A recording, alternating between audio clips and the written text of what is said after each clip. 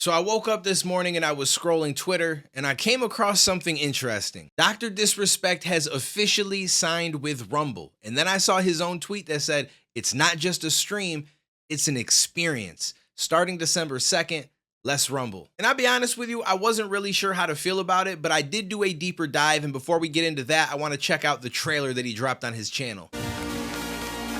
From the ashes of the old rises the new.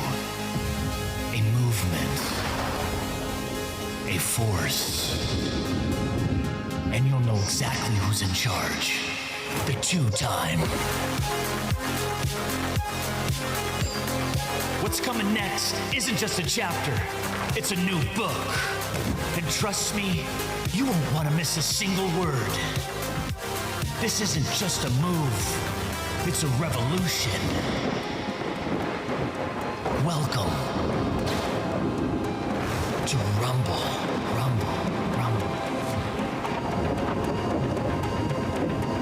So first and foremost, regardless of what you think about Dr. Disrespect, I feel like you got to give him props for his rollout. He might have some of the best production of any gaming streamer out there, besides maybe Kai Cenat. Like Kai making his whole room based around what game he's playing is really dope, but Doc does it on a regular basis. He has all sorts of green screen shit where he's suddenly in the Lambo while he's playing games, or when he first came back and he's jumping in the capsule and bringing you to different parts of the Champs Club. Like it's really kind of dope. I'm not gonna lie to you. Regardless of how you feel about him, that's something that I feel like we all can appreciate. Now, as far as him signing to Rumble, I didn't see this coming. I know Rumble said they have no problem with Doc, but I didn't think that any big place was going to put a lot of money behind him. Given the allegations, given how a lot of people feel about it, he has still been pulling numbers when he streams, but overall, it's not really the greatest look for a business.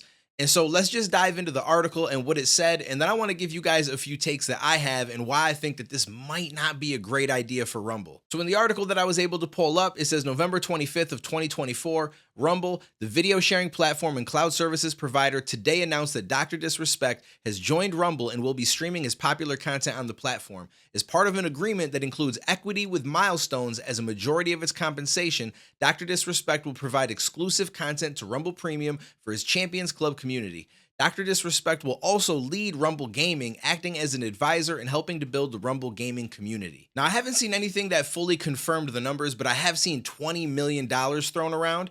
And I think that that's kind of interesting because in the article that we just read, it said equity with Milestones is going to be the main portion of his compensation, which to me means that he's got to do a few different things before he's going to receive a lot of that compensation. Just pulling it up quick on Google, it says equity with Milestones, also known as milestone-based vesting, is a way to compensate employees or partners with equity or stock options when they meet certain goals. And the only reason why I bring that up is because it's going to be a big test to see if he's able to bring a majority of his audience over to Rumble. Obviously, he's done pretty well going from Twitch to YouTube, so history kind of says that he's going to be fine, but Rumble is a very different platform. YouTube is something everybody uses for the most part, whereas going to Rumble is a little bit different. Like they do have an audience and a base of users that will watch videos and stuff, but it's not nearly as robust as Twitch, as YouTube, as even Kick probably. So I don't know how that's going to play out. Now, obviously, this was just announced today, but over on Rumble, he currently has 13,600 followers. I assume that that number will go up quite a bit in a little while, but it's definitely nothing close to the amount of followers that he has on YouTube or that he had on Twitch in the past. So if it's going to translate, that's going to have to go up a lot because I doubt that every single person that is following him is going to be watching him. It's just not usually that way, right? Like on YouTube, he has 4.6 million subscribers, but he probably pulls anywhere from like 10 to 20,000 people watching him, which is extremely impressive. But again, it's YouTube where a lot of people are frequenting, and I just don't think as many people go to Rumble. We'll have to see how it plays out because his last few streams, he has done some good numbers. 391,000 views streamed 2 days ago, 593,000 4 days ago, 523 6 days ago, 493 11 days ago, so on and so forth. Like he's obviously pulling numbers, but I can't help but emphasize that it is on YouTube, which is a platform that is extremely popular. Same with Twitch versus Rumble. And not a lot of people that go to Rumble pull their full audience over there. So it's going to be really, really interesting to see how many people actually start to pull up the streams. And again, the reason why I'm bringing this up is because his signing comes with equity with Milestones, which means that he either has to stream for a certain amount of time every month, or he has to hit certain performance-based goals every single month, which probably include uploads and other type of content, or it's a mix of both, which is most likely to be the case. And again, if he can't bring his full audience over there and he can't hit some of these goals, a lot of his compensation is not really going to be there. So although it says 20 million and I don't have a full confirmation of that, it doesn't mean he's actually going to get 20 million. Or he goes over there, blows the shit out the water, completely makes Rumble popular, and makes a crazy amount of money. That is also possible. However, the one thing that I'm a little bit concerned with is the fact that his allegations surround him talking to a minor. And he kind of admitted this himself. I mean, he claims that he put that in his tweet and was just trying to see people's reaction and stuff, and that the person was of legal age in the state that they live, which means that they weren't in his state. And once you cross borders, I'm pretty sure that it just is 18 across the board because that's the federal age. So anyways, all of that aside, what I'm trying to say is he's going over there to be not only a gamer and a streamer, which is what he is on YouTube and was on Twitch, but he's also going to head the gaming community. And I feel like that's an odd place to put somebody that has allegations like that, because as much as people older do game, I will game for my whole entire life. I love gaming, but there are inevitably going to be more kid gamers. Kids are always going to game more because they have less responsibility, they have more time. And so him being the head of the gaming community, which is mostly going to be populated by children, is a bit of a weird play. And I'm not saying that Dr. Disrespect is going to do anything that he did in the past. I would assume, or I would hope, that he's learned and does not want to put himself in a position like that again, because he's lucky that he still has a career doing some of the stuff that he enjoys, and he's able to put food on his family's table and bring them on vacation and do all sorts of things because he's making an incredible amount of money.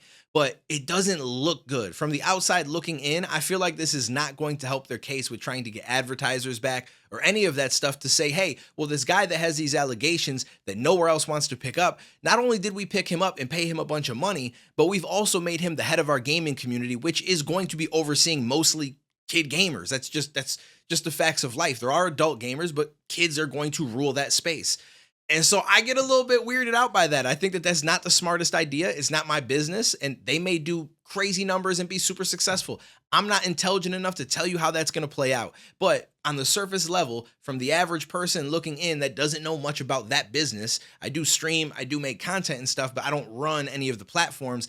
I don't really know. I could be wrong. I'm curious what you guys think, but I saw this come across my feed.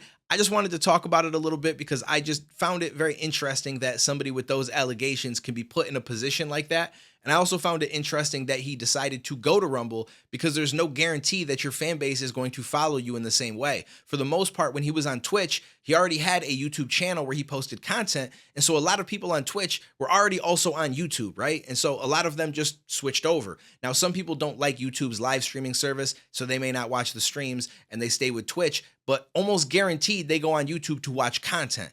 Whereas Rumble is very different. Only a niche part of his community was probably already there. So we're going to have to see how many are willing to go and make a new account, go on a new platform, learn it, and then also sit there and watch content with him. I don't know that it's going to turn out the same. So only one way to find out.